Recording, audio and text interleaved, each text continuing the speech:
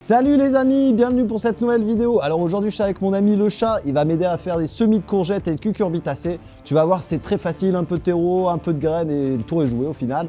Donc je te laisse découvrir ça tout de suite. Un petit pouce bleu et un partage en fin de vidéo. Allez, c'est parti.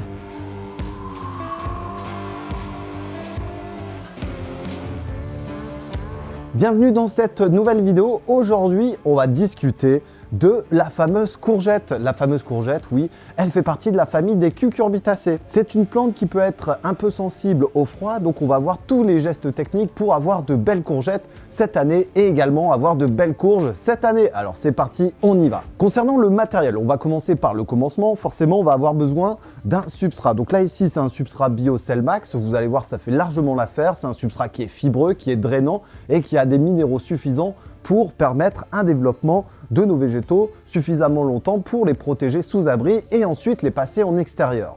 Ensuite, on va avoir besoin de contenants. Donc là, ici, j'ai décidé, parce que j'en fais quand même à peu près une cinquantaine par an à la maison, donc j'ai décidé de partir sur des plans pack. Ce sont des contenants de 7 cm de côté qui vont nous permettre d'avoir un bon développement de nos courgettes jusqu'à la transplantation. Ensuite, on va avoir besoin forcément de graines. Donc là ici, je tiens à remercier notre partenaire Bokeh qui nous a fourni les différentes semences. Donc là ici, on a de la courge spaghetti, on a du potiron Jack Lantern, on a du butternut et enfin, on a ici de la courge longue de Nice sur laquelle je vais m'intéresser aujourd'hui. Cependant, c'est valable pour la courgette verte, pour la courgette jaune, la ronde de Nice également, enfin bref, c'est valable pour toutes les cucurbitacées. Allez, je fais place et on attaque. L'idée ici, c'est d'avoir de la courgette courant juin. Donc forcément, on va la passer sous abri pour pouvoir la protéger du froid et avoir une levée, une germination des plus réussies. Ensuite, si vous voulez la produire en pleine terre, c'est possible aussi. Cependant, vous allez devoir décaler vos semis et le faire courant mi-avril, fin avril et faire des trous de quelques centimètres de profondeur. Vous allez prendre les semences et vous allez mettre 2 à 3 graines par trou, espacées de 80 cm en ligne et de 80 cm interromps parce que la courgette, elle s'étend, elle s'étale et donc il va falloir faire attention à ça. Concernant la nature de votre sol, vous allez devoir apporter beaucoup de matière organique parce que la courgette, elle aime à la fois l'eau, mais elle aime aussi les sols riches et très humifères. Donc ça, c'est important. Si vous pouvez apporter du compost ou alors vous faites un complément en paille et en fumier. Allez, c'est parti, à mon tour. Première chose à faire, je choisis mon contenant. On va ouvrir également mon terreau et on va compléter en substrat. On émiette en même temps.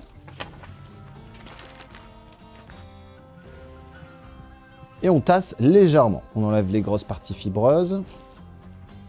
Hop, et le tour est presque joué. Et maintenant, donc on va faire des petits trous d'1 centimètre de profondeur, pas plus profond, pour poser la graine à plat dans nos petits godets. Ensuite, on va pouvoir ouvrir le sachet. On l'ouvre bien sur le haut, comme ça on peut récupérer le sac de semences. Alors ici, les graines Bokeh sont des graines sélectionnées. Voilà, ce ne sont pas des graines F1, mais cependant, ça fera largement l'affaire ici, puisque je n'utilise pas d'hybride F1. Donc on dépose bien à plat nos semences.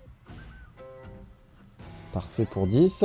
Et ensuite, on va recouvrir de terreau. Ici, on ne vient pas tamiser parce que la graine est assez grosse. Pas besoin de créer un substrat trop fin qui risquerait de poser à long terme des risques de maladie sur nos semis, comme la fonte des semis d'ailleurs. Là, on recouvre nos semences, on tasse un peu, voilà. Donc vous avez bien vu, c'est pas très compliqué.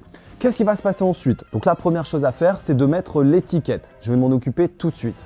Donc courge longue de Nice. Prochaine opération, une fois que j'ai mis l'étiquette, je vais pouvoir arroser et on va passer le tout dans la serre ou alors on va le passer dans la maison près d'une fenêtre pour éviter l'étiolement. Une dizaine de jours après, on va avoir des plants qui vont ressembler à ça.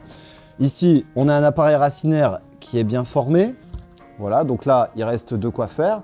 La plante a sorti ses 2 cotylédons et on a la première apparition de feuilles vraies. Donc là, ici, je vais la remettre. On va la laisser encore en intérieur en attendant le risque de geler. Et ensuite, on pourra la planter au jardin. Quelques dizaines de jours après ce stade-là, on va avoir des plantes qui sont très bien développées, là, comme celle-ci, avec des débuts d'inflorescence. On voit, il y a différents boutons ce seront des boutons à fleurs. Ces boutons à fleurs, on va avoir le choix entre une fleur mâle et une fleur femelle. Enfin, c'est plutôt la plante qui va avoir ce choix-là. Ensuite, la fleur femelle, si elle est fécondée par la fleur mâle, on pourra avoir une courgette. Et si c'est pas le cas, on n'en aura pas. Les températures sont vecteurs de la pollinisation et de la fécondation, forcément. Donc si les températures ne sont pas favorables et que la plante est en fleur, forcément la fleur va avorter et on n'aura pas ici de petites courgettes pour les manger. Cependant, ne vous inquiétez pas, la nature fait bien les choses. Par la suite, vous allez voir que les températures vont monter, les butineurs seront un petit peu présents partout dans le jardin et donc là, ça va être justement le bon moment d'avoir et de consommer ces courgettes. Donc là, ce que je vais faire, je vais recommencer une série. On se retrouve pour d'autres tutos là qui vont arriver très prochainement sur ma chaîne. N'oubliez pas, il y a les tomates à faire en ce moment, on a les aubergines, les poivrons, les piments, ensuite les haricots, on va avoir les petits pois, les choux, les radis, les panais, enfin bref, il y a tout un tas de choses et tout ça, ça se passe sur ma chaîne. Vous avez aussi la possibilité d'aller voir mes différents réseaux sociaux, Facebook, Instagram et Twitter qui vous permettra vraiment de semer à tel moment telle ou telle plante et de voir au fur et à mesure de mes avancées les différentes plantes qu'on va pouvoir consommer. Allez, à très bientôt les amis, moi je continue parce qu'il y a du boulot en ce moment.